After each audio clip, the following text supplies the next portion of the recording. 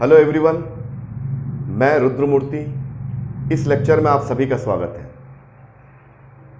जैसे कि मैंने आपसे वादा किया था कि ये जो लेक्चर है वो वस्तुनिष्ठ टाइप के प्रश्नों से स्टार्ट होगा हमारा। अभी तक हमने गोली दर्पण में जो भी हमने पढ़ा, परावर्तन, प्रतिबिंबों का बनना, उनसे संबंधित हम वस्तुनिष्ठ प्रश्नों को देखेंगे। उन वस्तुनिष्ठ प्रश्नों को बनाने के पहले मैं आपको कुछ महत्वपूर्ण सूत्र के बारे में बताता हूँ। मूल रूप से 3 सूत्र हैं, उनको आप अच्छे से याद कर लीजिए, आपको याद भी हो जाएगा। और उन सूत्रों को कैसे इस्तेमाल करना है वो भी बहुत बहुत आसान है, उसका तरीका मैं आपको बताऊंगा। तो आइए सबसे पहले हम गोली दर्पण से संबंधित महत्वपूर्ण सूत्र हेडिंग डाल लेते हैं। गोली दर्पण से संबंधित महत्वपूर्ण सूत्र, the important formula related to the spherical mirror. चलिए, पहला फॉर्मूला क्या है, देखिए स्टूडेंट, ये बहुत कॉमन है, आपको इसको प्रूव करने की जरूरत नहीं है। पहला सूत्र है गोली दर्पण की फोकस दूरी, गोली दर्पण की फोकस दूरी F तथा वक्रता त्रिज्या में संबंध। इससे संबंधित प्रश्न आते हैं परीक्षाओं में। तो फर्स्ट क्या है, the relation between the focal length of the spherical mirror and radius of curvature. किसी भी गोली दर्पण, चाहे वो उत्तल दर्पण हो चाहे अवतल दर्पण हो, उसका फोकस और उसकी वक्रता त्रिज्या में क्या संबंध है। ये बहुत ही सिंपल चीज है, इससे रिलेटेड क्वेश्चन आते हैं। क्या है, अगर किसी भी मिरर का, स्फेरिकल मिरर का फोकल लेंथ f है और उसकी वक्रता त्रिज्या r है, तो फोकल लेंथ हमेशा वक्रता त्रिज्या की आधी होती है। तो पहला तो इंपॉर्टेंट फॉर्मूला ये हुआ, ठीक है। तो मान लीजिए किसी भी गोल, चाहे उत्तल हो चाहे अवतल हो, उत्तल या अवतल दर्पण, इसका वक्रता त्रिज्या मान लीजिए 40 सेंटीमीटर दिया है। अब आपसे पूछेगा उस अवतल या उत्तल दर्पण की फोकस दूरी क्या होगी। फोकस दूरी r/2 यानी 40/2 बराबर 20 सेंटीमीटर होगा। स्टूडेंट्स, यहां पर फोकल लेंथ का प्लस माइनस मैं इसके बाद बताता हूं, वो भी बहुत आसान है। आपको चिन्ह पर पार्टी बताऊंगा कि कब फोकल लेंथ को प्लस लेते हैं, कब वस्तु के प्रतिबिंब को प्लस या माइनस से आता है, वो बहुत ही आसान है। मैं आपको एक बार बताऊंगा तो निश्चित तौर पर आपको हमेशा याद रहेगा, तो उस पर अभी अपन आएंगे। तो पहला फॉर्मूला आपको क्लियर हो गया। तो मान लीजिए किसी एग्जाम में दिया किसी भी गोली दर्पण की वक्रता त्रिज्या 50 सेंटीमीटर है, तो उसकी फोकल लेंथ होगी। अगर चिन्ह पर पार्टी के साथ नहीं दिया तो फोकल लेंथ कितना होगा, 50 में से 2 को डिवाइड कर दो तो 25 सेंटीमीटर उस गोली दर्पण की फोकस दूरी होगी, ठीक है। तो इस टाइप के प्रश्न आपसे बन जाएंगे। अच्छा, दूसरा फॉर्मूला क्या होता है, फोकस दूरी, गोली दर्पण की फोकस दूरी F, वस्तु की दूरी U तथा प्रतिबिंब की दूरी V में संबंध, ठीक है। The relation between the object distance, image distance and focal distance for any spherical mirror, what is the relation between the U, V and F। तो ये फॉर्मूला जो होता है स्टूडेंट्स, ये 1/f, इसको प्रूव करने की जरूरत नहीं है, इसको आपको सीधा याद रखना है। 1/f बराबर 1/v प्लस 1/u। और यहां पर u क्या है, वस्तु की दूरी मैंने लिख दिया, और जो भी दूरियों का मापन किया जाएगा अभी आपको साइन कन्वेंशन बताऊंगा तो आपको समझ में आ जाएगा। वस्तु की दूरी, प्रतिबिंब की दूरी v और फोकल लेंथ f, ये रिलेशन। इसको कभी कभी हम लोग बोलते हैं गोली दर्पण सूत्र, द स्फेरिकल फॉर्मूला इक्वेशन, इसको बोलते हैं, इसी कभी कभी बोलते हैं गोली दर्पण समीकरण, इसको बोलते हैं स्फेरिकल मिरर इक्वेशन। ये दूसरा फॉर्मूला है स्टूडेंट्स। बस 3 फॉर्मूला है, इसी से रिलेटेड आप कोई भी एग्जाम दीजिए, हिंदुस्तान का कोई भी एग्जाम दीजिए, स्फेरिकल मिरर से रिलेटेड ये 3 फॉर्मूले से ही आएगा। अभी 2 बता चुका हूं, अब तीसरा बताने वाला हूं। तीसरा क्या देखिए स्टूडेंट्स, तीसरा है किसी गोली दर्पण का, इस गोली दर्पण में दोनों चीज आती है, उत्तल दर्पण भी आएगा, अवतल दर्पण भी आएगा। साइन कन्वेंशन के बारे में इसके बाद बात करेंगे। किसी गोली दर्पण की रेखीय आवर्धन क्षमता क्या होती है, रेखीय आवर्धन, इसका फॉर्मूला क्या होता है, the linear magnification of any spherical mirror. तो ये होता है, इसको एम से रिप्रेजेंट करते हैं, जैसे कि पिछले वीडियो में मैंने बताया था, फिर भी इसको एक सिस्टमैटिक वे में लिख दे रहा हूं। स्मॉल एम से रिप्रेजेंट करते हैं। ये इस बात पर डिपेंड करता है कि वस्तु की प्रतिबिंब की दूरी और वस्तु की दूरी, ये है प्रतिबिंब की दूरी, खैर लिखने की जरूरत नहीं है, वी क्या है हियर, वी इज प्रतिबिंब की दूरी, distance of image distance, you object distance, वस्तु की दूरी। तो रेखिक आवर्धन निकालने का तरीका या तो प्रतिबिंब कितनी दूरी पर बना और वस्तु कितनी दूरी पर था, दोनों का रेशियो, दोनों का अनुपात, या फिर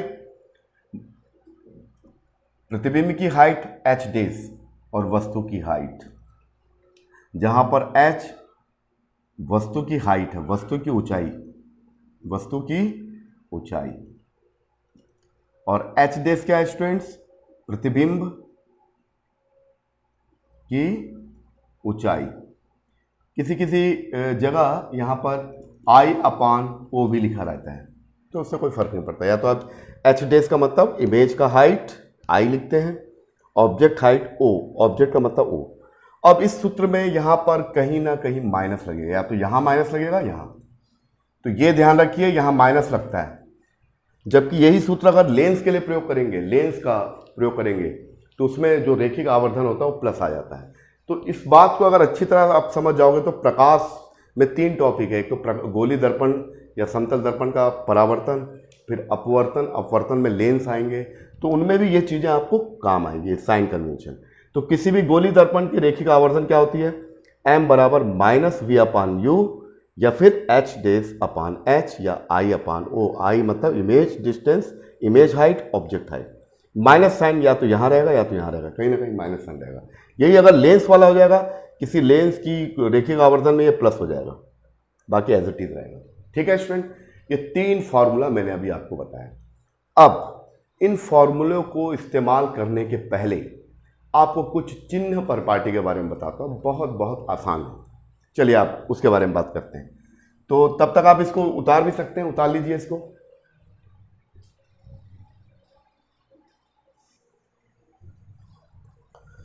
चलिए स्टूडेंट, अब हम लोग साइन कन्वेंशन या चिन्ह परिपाटी के बारे में हम आपसे बात करते हैं। बहुत आसान है, इसको अच्छे से समझिए ताकि आपको लेंस में भी काम आएगा। ये एक बार साइन कन्वेंशन समझ में आ गया तो उसको मिरर में भी अप्लाई कर सकते हो, लेंस वाले पार्ट में भी अप्लाई कर सकते हो, जिसमें उत्तल लेंस, अवतल लेंस, ये सब चीज़ें आएंगी। ठीक है, तो चलिए स्टार्ट करते हैं।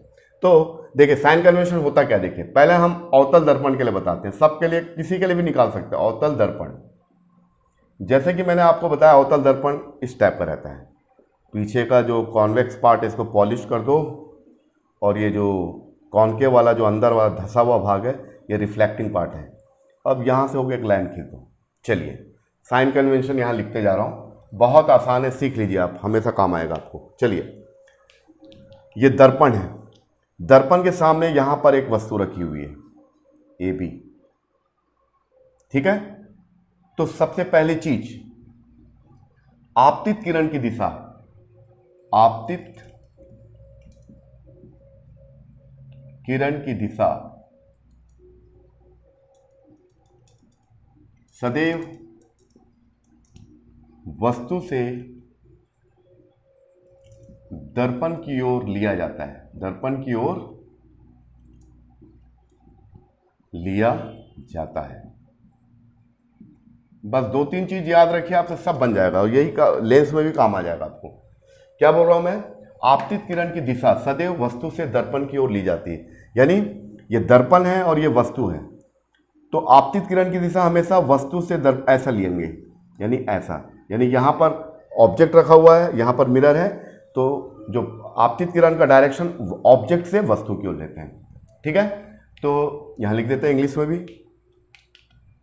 The direction of incident ray is taken from object to mirror। ठीक है, पहली चीज तो ये अब बस इसको ध्यान में रखो, सब बन जाएगा आपसे। तो भैया ये मिरर यहां रखा हुआ है, इसका रिफ्लेक्टिंग पार्ट, भाई आदमी अपना चेहरा कहां देखता है? जहां पॉलिश वाला पार्ट है वहां खड़ा रहता है कि जो रिफ्लेक्टिंग पार्ट है, तो स्वाभाविक है कोई बता देगा कि जो रिफ्लेक्टिंग पार्ट है उसके सामने मैं खड़ा हूं। जैसे मेरे सामने मिरर है, पिछले वाला हिस्सा पॉलिश कर दिया तो मैं खड़ा रहूंगा रिफ्लेक्टिंग पार्ट, यहां पर मैं खड़ा हूं, मिरर सामने। तो आपतित किरण की दिशा, आपतित किरण यानी मुझसे लाइट मिरर की ओर जाएगी, तो आपतित किरण की दिशा सदैव कैसे लेते हैं? ऑब्जेक्ट जहां रखा वहां से मिरर की ओर। That means the direction of the incident rays taken from the object to mirror. चलिए, तो ये आपका हो गया, ये ऐसा लेते हैं, ये है ऑब्जेक्ट और ये है मिरर। तो आपतित किरण की दिशा हमेशा O से M, ऑब्जेक्ट टू मिरर लिया जाता है, नंबर 1। ठीक है, दूसरा पॉइंट, बस 2 चीजें याद रखिए, आपको सब बन जाएगा, हर चीज बन जाएगा। इसको अगर आप देखोगे तो बड़ा आपको आसान लगेगा, बोला अरे ये तो बहुत आसान था। भाई इन्हीं बातों को ध्यान में रखना है, और परीक्षाओं में आपको जो 30 ऑब्जेक्टिव आने वाले रेंजर में, उस 30 में से मेरा ऐसा मानना है, अगर आप सिस्टमेटिक वे में वीडियो को देखोगे, क्योंकि मैं बहुत ही बारीकी से हर चीज़ को बहुत सिंपल तरीके से समझाने का प्रयास कर रहा हूँ, तो आपको बहुत आसान लगेगा और आप निश्चित तौर पर काफ़ी क्वेश्चन लगा सकते हो भौतिकी के। चलिए, पहला क्लियर हो गया स्टूडेंट्स। अब चलिए दूसरा है, सभी दूरियों,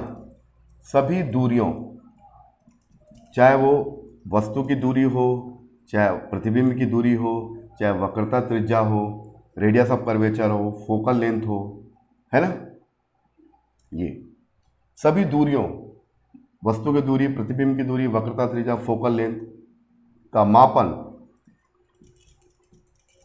सदैव दर्पण के ध्रुव से की जाती है, दर्पण के ध्रुव से की जाती है। बस 2 चीजें आप याद रखिए, सब बन जाएगा। इसको अंग्रेजी में भी लिख देते हैं, all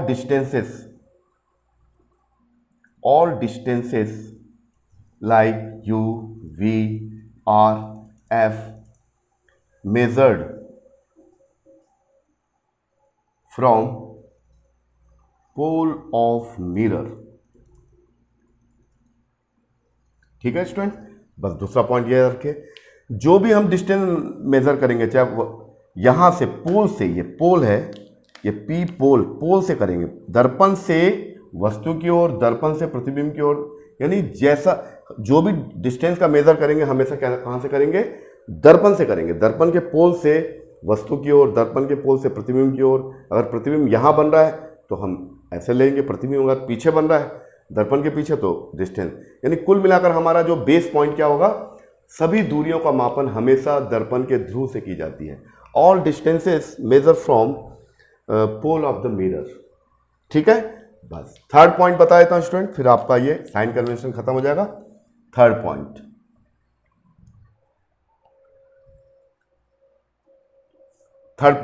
अब इस 2 पॉइंट को नोट कर लीजिए, पहले आप इस 2 पॉइंट को नोट कर लीजिए, फिर थर्ड पॉइंट पे हो जाते हैं।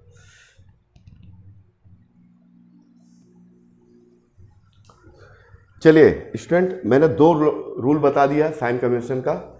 अब तीसरा रूल क्या है? वो भी बहुत आसान है, देखिए इंग्लिश में लिखा हूं, if the distance is measured along the incident ray, अगर आपतित किरण की दिशा में, यह आपतित किरण है, आपतित किरण की दिशा में यू, वी, एफ और आर, इनका मापन, यानी इनका मापन भी ये दर्पण रखा हुआ है ना। आपतित किरण की दिशा में नापते हैं तो इन सबको प्लस लेंगे। तो वही लिखा है, if the distance is measure along the incident ray, अगर दूरियों का मापन आपतित किरण जिस दिशा में जा रही है उसी दिशा में किया जाए तो संगत राशियां यू, वी, एफ, आर ये पॉजिटिव होगी। लेकिन यदि distance is measure opposite to the incident, अगर मान लीजिए डिस्टेंस का मेजर कैसे कर रहे हैं, हम ऐसा कर रहे हैं, आपतित किरण ऐसी आ रही है और ऐसा हम डिस्टेंस का मापन कर रहे हैं, यू का, वी का, एफ का, आर का, तो तब क्या करेंगे, यू, वी, एफ को नेगेटिव लेंगे। तो इसको हिंदी में लिख देता हूं, यदि आपतित किरण की दिशा में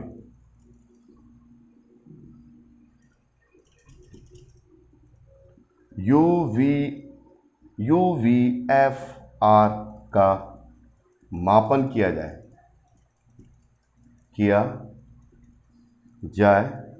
तो इसे यानी इन सभी को पॉजिटिव लेते हैं, धनात्मक लेते हैं।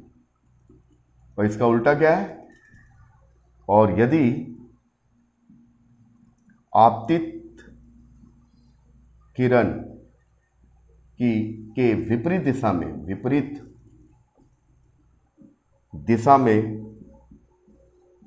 मापन किया जाए तो यू, वी, एफ, आर को ऋणात्मक लिया जाता है। तो स्टूडेंट इसको आप नोट कर लीजिए और इन्हीं चीज़ों को हम अप्लाई करके बताएंगे कि अवतल दर्पण में यू, वी, आर, एफ का मान कैसा होता है, धनात्मक की ऋणात्मक, वो सब आप आपको बताऊंगा।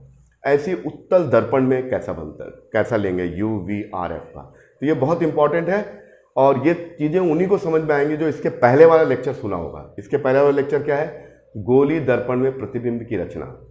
आपको मालूम होनी चाहिए कि किसी भी वस्तु को किसी भी दर्पण के सामने, अगर अवतल दर्पण है, कहीं भी रखा जाए तो इमेज कैसा बनता है, उसका तरीका भी मैंने आपको बताया था। ठीक है, वास्तविक कब बनता है, आभासी कब बनता है, ये तमाम चीज़ें। तो चलिए, ये 3 रूल को मैं यहाँ अप्लाई कर रहा हूँ, जिसको आपने नोट कर लिया, इसको फिर से पढ़ देते हैं। यदि आपतित किरण की दिशा में इन राशियों का मापन किया जाता है तो धनात्मक लेंगे। अगर आपतित किरण ऐसी आ रही है, ये आपतित किरण है और दूरियों का मापन ऐसा कर रहा हूँ, तो यू, वी, एफ, इन सब को क्या लेंगे, नेगेटिव।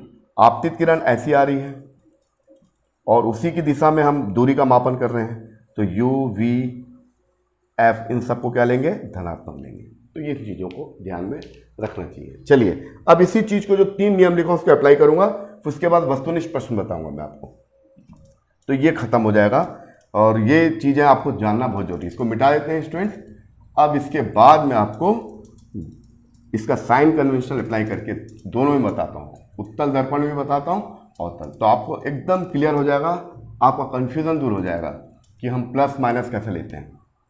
देखिए, ये है आपका क्या है, अवतल दर्पण। उत्तल दर्पण का भी बना लेते हैं, उत्तल दर्पण यहाँ पर बना लेते हैं, उत्तल दर्पण। और फाइनली यहाँ पर एक बेसिक चीज लिख देते हैं, फाइनली इन दोनों का निचोड़ वहाँ लिख देंगे। उत्तल दर्पण ये, इसके अंदर वाले भाग को, कॉनकेव वाले पार्ट को पॉलिश्ड कर दो और रिफ्लेक्टिंग पार्ट, उभार वाला पार्ट है ये। चलिए, ये फोकस है, मान लीजिए इसका जस्ट डबल होगा वक्रता केंद्र। ये मान लीजिए फोकस है तो इसका जस्ट डबल ये आपका वक्रता केंद्र, और वस्तु यहां कहीं पर रखिए, ए बी। ठीक है, अब चलिए, रूल नंबर 1 क्या बोलता है, रूल नंबर 1 ये बोलता है, रूल नंबर 1 क्या बोल रहा है, आपतित किरण कैसा आ रहा है इस चित्र में, यहां पर आपतित किरण ऐसा आ रहा है, ऐसे ही टकराएगा ना, यहां पर ये मेरा लेफ्ट टू राइट आ रहा है, किसमें, उत्तल दर्पण में। ठीक है, और इसका एक और भी तरीका बताऊंगा जिसमें आपको कुछ करने की जरूरत नहीं है, केवल आपको लास्ट में एक और बेहतरीन तरीका बताऊंगा जिसमें आपको कुछ भी याद करने की जरूरत नहीं, केवल आभासी और वास्तविक प्रतिबिंब मालूम है तो आप तुरंत निकाल लोगे, लेकिन इसको भी बताया जाएगा। और यहां पर कैसा आ रहा है, राइट टू लेफ्ट आ रहा है। चलिए, मिरर ऐसा रखा हुआ है, ये मैं यहां खड़ा हूं, ठीक है। मुझसे होकर जो किरण निकलेगी उसको बोलेंगे आपतित किरण। आपतित किरण, और आपतित किरण हमेशा कैसे ले जाता है, रूल नंबर 1, आपतित किरण सदैव वस्तु से मिरर की ओर लिया जाता है, वस्तु से दर्पण की ओर लिया जाता है, दर्पण की ओर लिया जाता है।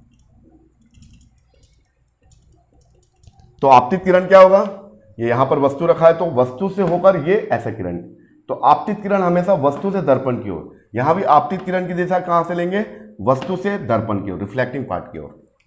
तो यहां इस कंडीशन ऐसा बना हुआ है, तो ये क्या है, वस्तु से ये।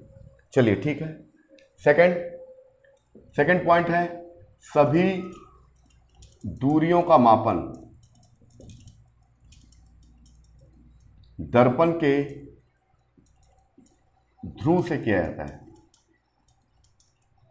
किया जाता है। देखिए स्टूडेंट्स, हाँ अब चलिए, चाहे ये उत्तल दर्पण हो चाहे अवतल दर्पण हो, हमेशा दूरियों का मापन कहां से करते हैं, दर्पण के ध्रुव से करते हैं। ये पी है। चलिए ध्यान दीजिए, इस थोड़ा सा पीछे बना देता हूं ताकि स्पेस मिल जाए हमको। आपतित किरण की दिशा हमेशा वस्तु से दर्पण की ओर होती है, तो ये वस्तु है, दर्पण तो ऐसा, ये है दर्पण, ये वस्तु, तो ये वस्तु से ऐसा। ठीक, क्लियर हो गया। चलिए, सभी दूरियों का मापन दर्पण के ध्रुव से किया जाता है। अब चलिए, अब मैं फोकल लेंथ का मापन कर रहा हूं, किसमें, अवतल दर्पण में, दर्पण के ध्रुव से ऐसा चल रहा हूं मैं। तो मैं कैसा चल रहा हूं, पोल से फोकस की ओर जा रहा हूं। जब पोल से फोकस की ओर जा रहा हूं तो ये इसकी जो दिशा और आपतित किरण की दिशा एक दूसरे क्या है, विपरीत। तो ये लिखेंगे रूल नंबर 3, यदि आपतित किरण के विपरीत दिशा में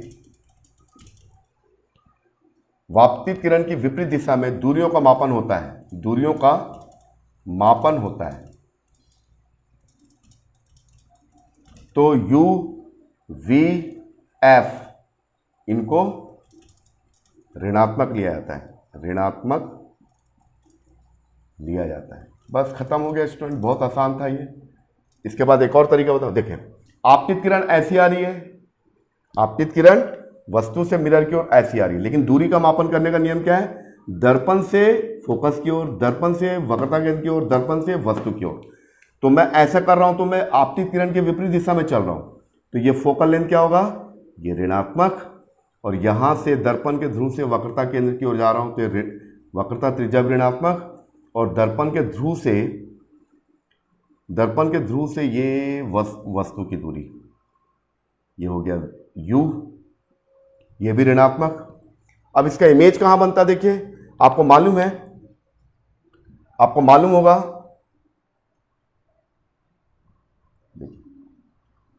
इसका इमेज कहां बन रहा, देखिए अगर किसी अवतल दर्पण में किसी वस्तु को, ये फोकस है, ये वक्रता केंद्र के बाहर रखा है, तो इसका इमेज यहां बनता है।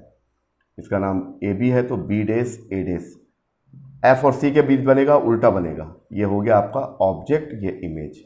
अब देखिए डिस्टेंस कैसे मेजर कर रहे हैं, मैं दर्पण के ध्रुव से फोकस की ओर जा रहा हूं, तो ये क्या होगा, माइनस F होगा। दर्पण के ध्रुव से मैं इमेज की ओर जा रहा हूं, तो क्या होगा, ये होगा आपका -V। दर्पण के ध्रुव से वक्रता केंद्र की ओर जा रहा हूं, तो ये क्या होगा, -R।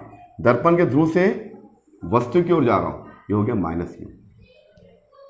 तो आपको एक बात ध्यान में आ गई कि ये यदि दूरियों का मापन दर्पण के ध्रुव किया जाता है आपतित किरण की दिशा में, क्योंकि जो भी दूरियों का मापन किया जाएगा ऐसा किया जाता है, यानी पोल से जहां वस्तु रखी है, जहां फोकस है, जहां वक्रता त्रिज्या है, जहां पर प्रतिबिंब बन रहा है। तो इस स्थिति में क्या होगा, अवतल दर्पण में वास्तविक प्रतिबिंब के लिए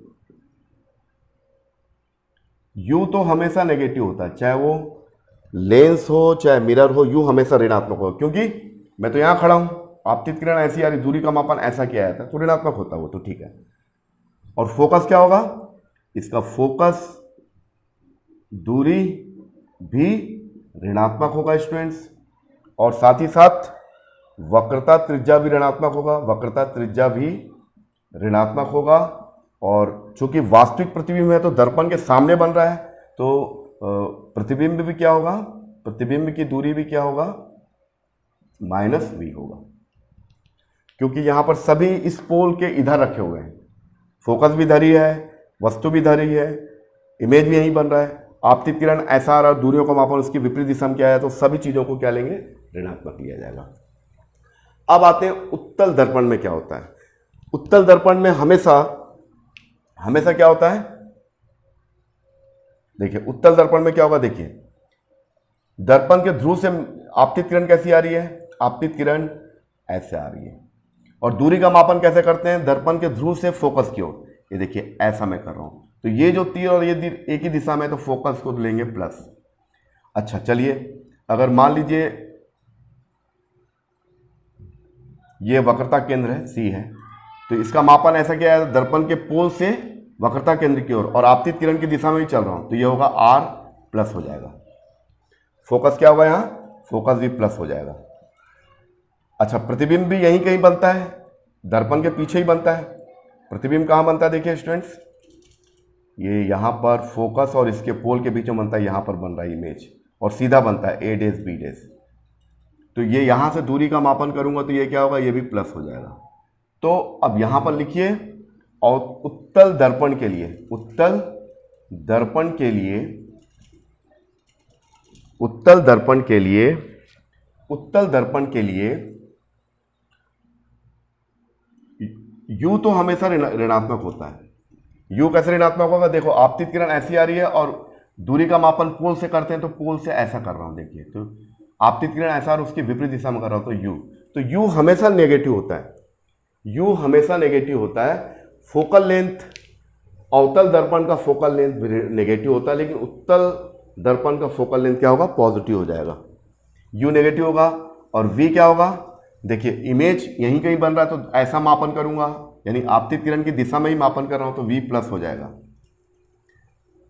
ठीक है। और फोकल लेंथ क्या होगा, ये भी प्लस हो जाएगा, और वक्रता त्रिज्या भी क्या होगी, प्लस।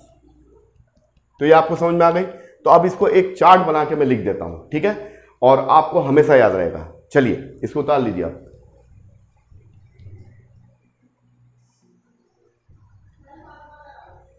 देखिए स्टूडेंट्स, अब आपको मैं चार्ट बना देता हूं अवतल दर्पण में। अवतल दर्पण में 99% इमेज क्या बनता है, वास्तविक। वास्तविक यानी उल्टा। वस्तु की दूरी हमेशा नेगेटिव होती है, चाहे वो लेंस हो चाहे मिरर हो। U का मान हमेशा नेगेटिव होगा, इसमें भी नेगेटिव रहेगा। U का तो छोड़ दीजिए, U हमेशा नेगेटिव लिया जाता है, चाहे उत्तल दर्पण हो चाहे अवतल दर्पण हो, उससे कोई फर्क नहीं पड़ता, U नेगेटिव रहेगा। हाँ, प्रतिबिंब और प्रतिबिंब को प्लस या माइनस लेंगे, डिपेंड करता है कि वास्तविक प्रतिबिंब बन रहा है कि आभासी प्रतिबिंब बन रहा है। अगर वास्तविक प्रतिबिंब बन रहा है तो V का मान क्या होगा, ऋणात्मक, और अगर अवतल दर्पण में आभासी प्रतिबिंब बन रहा है तो V का मान धनात्मक। आपको याद होगा कि अवतल दर्पण में आभासी प्रतिबिंब का बनता है ये चलिए, ये हो गया F, ये हो गया C। ये जब पोल और इसके बीच में रखा जाए AB को, तो आपको याद होगा मैंने बताया था पिछले लेक्चर में, ये इस टाइप का बड़ा प्रतिबिंब बनता है A डैश B डैश, ठीक है, ऐसा करके बनता है, ठीक है। तो अब ये पोल से मापन कर रहे हैं, तो ये तो आपका ऋण हो गया, यानी वस्तु की दूरी ऋण हो गया। पोल से फोकस दूरी नापेंगे तो ये क्या होगा, ये भी, सॉरी हाँ, वस्तु की दूरी ऋण हो गया, सॉरी ये वस्तु की दूरी नहीं है, मैं गलत बताया, सॉरी। अच्छा ये अवतल दर्पण है ना, चलिए सॉरी स्टूडेंट। हाँ ये देखिए, ये अवतल दर्पण का बता रहा हूँ, अवतल दर्पण में आभासी का बता रहा हूँ।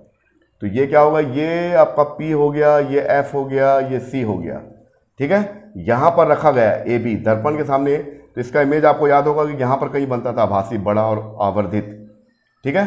तो देखिए ये P आपतित किरण तो ऐसा आ रहा है, ऐसा सॉरी ये आभासी प्रतिबिंब बना, आपतित किरण तो ऐसा आ रहा है वस्तु से दर्पण की ओर, और आपतित किरण की दिशा के विपरीत में आप रहा हूँ, ये आपका हो गया U नेगेटिव, और ये फोकल लेंथ भी नेगेटिव हो जाएगा, वक्रता त्रिज्या भी क्या होगा, नेगेटिव, क्योंकि आपतित किरण ऐसे आ रही है, वस्तु से मिरर की ओर आ रही है, मिरर है। और सभी दूरियों का मापन कैसे किया जा रहा है, आपतित किरण के विपरीत दिशा में। तो u भी नेगेटिव, f भी नेगेटिव और वक्रता त्रिज्या भी नेगेटिव। लेकिन प्रतिबिंब देखिए, प्रतिबिंब क्या हो रहा है, आपतित किरण की दिशा ऐसा आ रहा है वस्तु से मिरर की ओर, और ये प्रतिबिंब यहां पर बन रहा है। तो ये क्या हो रहा है, हम आपतित किरण की दिशा में ही प्रतिबिंब की दिशा को ले रहे हैं, यानी ऐसा मापेंगे ना, P से A डैश B डैश की ओर मेजर कर रहे हैं, तो ये ऐसा मेजर कर रहे हैं, तो आपतित किरण की दिशा में ही कर रहे हैं, तो ये क्या होगा, V पॉजिटिव। तो अब आपको इतना सारा चीज बता दिया, इसका एक और सिंपल तरीका आपको बताता हूं, फिर उसके बाद हम वस्तुनिष्ठ प्रश्नों को डिस्कस करेंगे। क्या, देखिए आपको एक ही चीज याद रखना है, यह ध्यान रखना है, वास्तविक प्रतिबिंब के लिए V का मान यहां पर लिख देता हूं, वास्तविक प्रतिबिंब के लिए, यानी जो प्रतिबिंब उल्टा बनता है उसके लिए V का मान क्या होता है, हमेशा नेगेटिव। और आभासी प्रतिबिंब के लिए क्या होता है, आभासी प्रतिबिंब के लिए V क्या होता है, धनात्मक। ये याद रखिए, ठीक है। U का मान, वस्तु की दूरी चाहे वो मिरर हो चाहे लेंस हो, हमेशा क्या होता है, ऋणात्मक ही होगा, क्योंकि वस्तु की दूरी का मापन कैसे किया जाता है, वस्तु से दर्पण की ओर, आपतित किरण की दिशा वस्तु से दर्पण की ओर करते हैं, और दूरी का मापन दर्पण से वस्तु की ओर करते हैं। तो आपतित किरण ऐसी आ रही है, उसके विपरीत दिशा में जा रहे हैं, तो U तो हमेशा नेगेटिव होगा। तो आप वास्तविक प्रतिबिंब उल्टा के लिए, आभासी प्रतिबिंब सीधा के लिए, ये जहां भी आभासी प्रतिबिंब बनेगा V प्लस आ जाएगा, जहां भी वास्तविक प्रतिबिंब बनेगा वहां पर उल्टा प्रतिबिंब तो V नेगेटिव आ जाएगा। वस्तु की दूरी हमेशा ऋणात्मक, हमेशा V का मान प्लस माइनस हो सकता है, अगर आभासी प्रतिबिंब है तो V की दूरी प्लस होगा वास्तविक के लिए। अवतल दर्पण में फोकस दूरी हमेशा ऋणात्मक होती है, और उत्तल दर्पण में फोकस दूरी हमेशा प्लस होती है। बस इतना याद रखना है। तो अब आपको इतना मैं समझाया, उसका निचोड़ क्या हुआ, उसका निचोड़ ये हुआ कि अब इसको मिटा देते हैं। अब चलिए, अब एक कोई क्वेश्चन को सॉल्व करते हैं तो पता चल जाएगा। एक क्वेश्चन हम सॉल्व करके दिखाते हैं। ये एक क्वेश्चन है, एमसीक्यू है, एमसीक्यू नंबर 1। किसी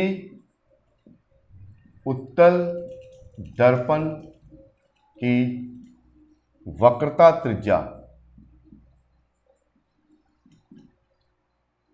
20 सेंटीमीटर है, तो उसकी फोकस दूरी ज्ञात करिए। उसकी फोकस दूरी होगी, 4 ऑप्शन दिया है, +10, B -10, C 20, D -20। ध्यान से देखिए, सेंटीमीटर है ये क्या है student, centimetre, centimetre, centimetre, centimetre, ठीक है।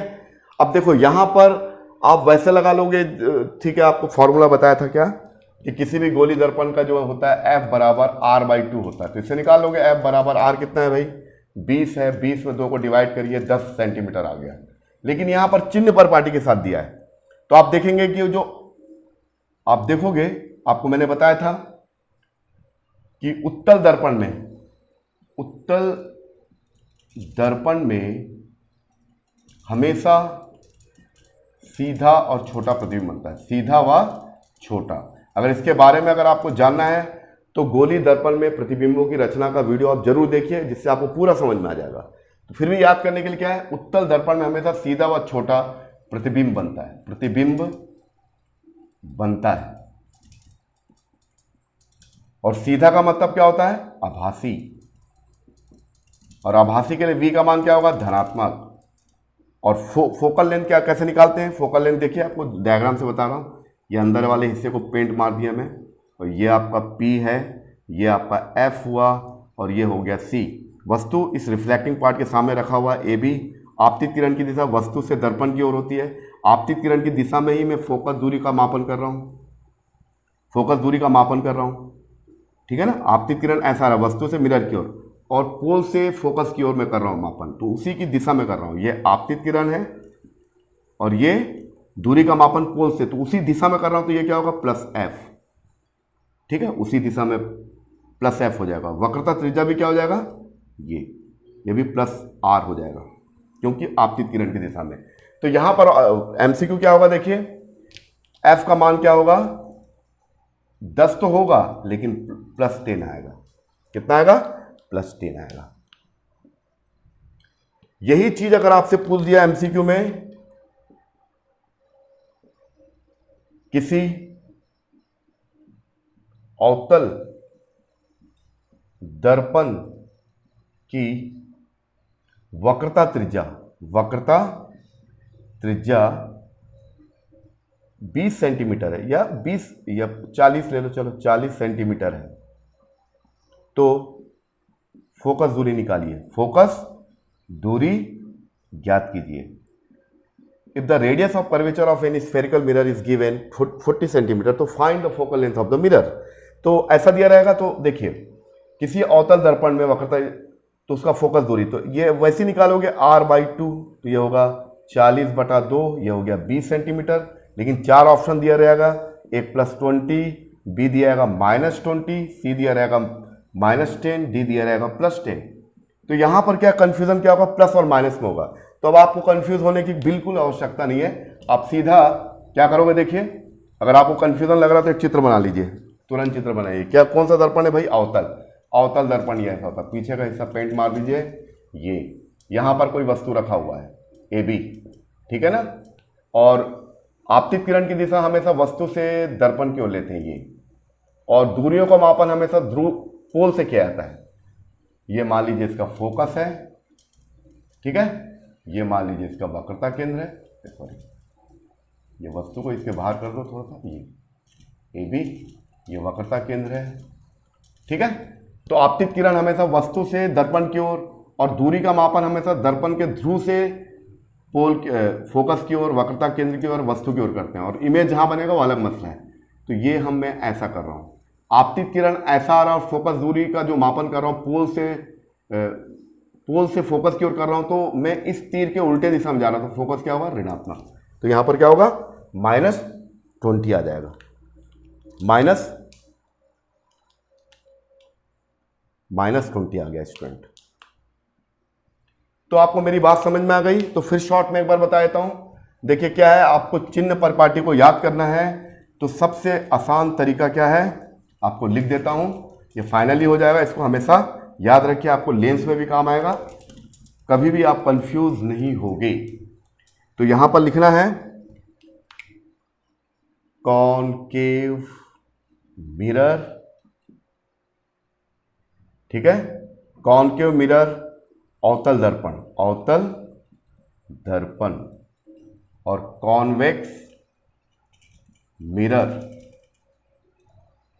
यह है उत्तल दर्पण। बस कॉनकेव मिरर में फोकल लेंथ हमेशा नेगेटिव होता है, v का मान नेगेटिव होगा अगर प्रतिबिंब क्या है, वास्तविक है।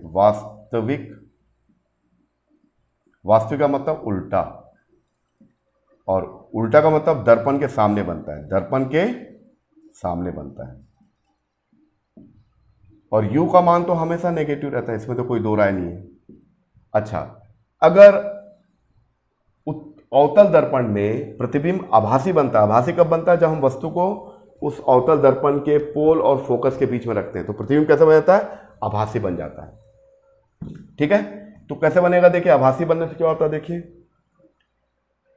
यह है अच्छा, f का मान तो आभासी के लिए, f तो नेगेटिव रहेगा, u भी वही रहेगा, f भी नेगेटिव है, ये तो कोई चेंज नहीं होगा। जो चेंज होगा v क्या होगा, प्लस हो जाएगा।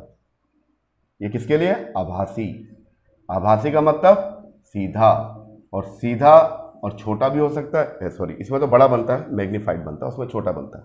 आभासी सीधा, और सीधा का मतलब क्या होता है, दर्पण के पीछे बनता है, दर्पण के पीछे। तो ऑब्जेक्टिव में हमेशा आएगा कि किसी भी अवतल दर्पण में वास्तविक प्रतिबिंब दर्पण के सामने बनता है कि पीछे बनता है, तो हमेशा यह दर्पण के सामने बनता है। किसी भी अवतल दर्पण में आभासी प्रतिबिंब हमेशा दर्पण के पीछे बन जाता है, दर्पण के सामने नहीं बनता बल्कि दर्पण के पीछे बन जाता है। और उत्तल दर्पण में फोकल लेंथ अभी मैंने बताया हमेशा प्लस होता है, यू का मान हमेशा क्या होता है, नेगेटिव होता है। ये तो हमेशा सभी के लिए सत्य है। अब इसमें हमेशा एक ही टाइप का इमेज बनता है, आभासी छोटा बिंदु आकार का। इसका इसी गुण के कारण इसका उपयोग ऑटोमोबाइल सेक्टर में रेयर व्यू मिरर के रूप में किया जाता है, दूर की चीजों को स्पष्ट रूप से देखने के लिए किया जाता है। आभासी बनता है, छोटा बनता है और दर्पण के पीछे बनता है, सामने कभी नहीं बनता। सामने बनेगा तो वास्तविक हो जाएगा। तो इसके लिए v का मान हमेशा क्या होगा, तो अब आप इसको याद कर लीजिए। किसी भी अब इसका कंक्लूजन क्या है, चाहे कॉनकेव मिरर हो चाहे कॉन्वेक्स मिरर हो, अगर v के बारे में बात करें तो v का मान नेगेटिव कब होगा, जब उल्टा या वास्तविक प्रतिबिंब बनेगा, दर्पण के पीछे बनेगा। ठीक है, अगर आभासी प्रतिबिंब बन रहा है, आभासी प्रतिबिंब बन रहा है, चाहे वो कॉनकेव कॉन्वेक्स मिरर में तो हमेशा आभासी बनता है, लेकिन अवतल दर्पण में आभासी बनता है, तो उस कंडीशन v का मान क्या होगा, प्लस प्लस, और दर्पण के पीछे बनेगा। बस ये ध्यान रखिए।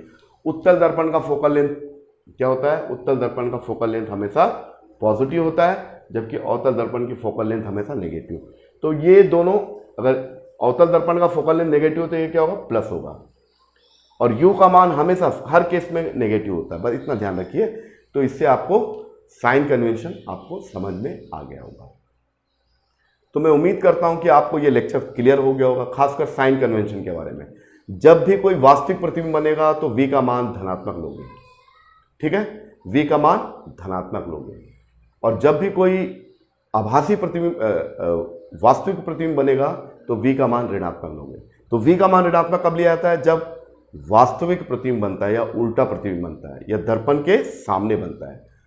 आभासी प्रतिबिंब में v का मान हमेशा प्लस लिया जाता है, यानी वो दर्पण के पीछे बन जाता है, दर्पण के सामने वास्तविक, दर्पण के पीछे आभासी।